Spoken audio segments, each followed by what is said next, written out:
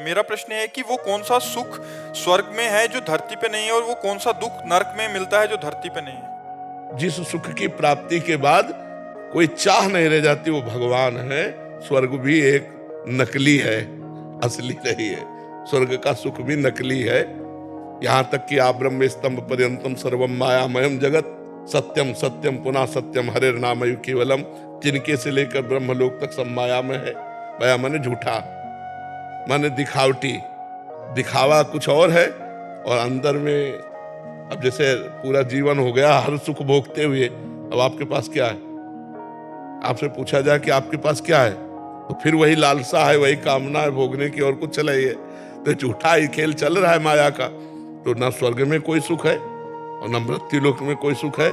अगर वास्तविक सुख है जिसे कहते हैं वो परमात्मा में है। जैसे केवट भगवान के चरण धो रहा है, बाद में भगवान ने अंगूठी दी सीता जी की, तो क्या कह रहा है? अब कछुनाथ न चाहिए मोरे। जब ये निकल जाए हृदय में कि जो मैं चाहता था वो मिल गया, आप कुछ नहीं चाहिए, वो केवल भगवान में ही निकलेगा और कहीं नहीं निकलेगा। लाखों कामनाएं और उत्पन्न हो जाएंगी, कोई कभी तृप्त नहीं होता। तो न स्वर्ग में सुख है न पृथ्वी में सुख है। सुख है तो भगवान में है, जो आनंद सिंधु सुख राशि। ये पक्की बात समझ ले।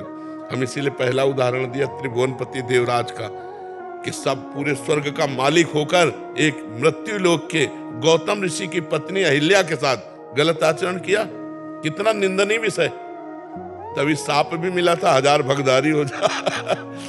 इसीलिए कहीं सुख नहीं, सुख है तो भगवान के नाम में है, भगवान के रूप में, भगवान के चरणों में।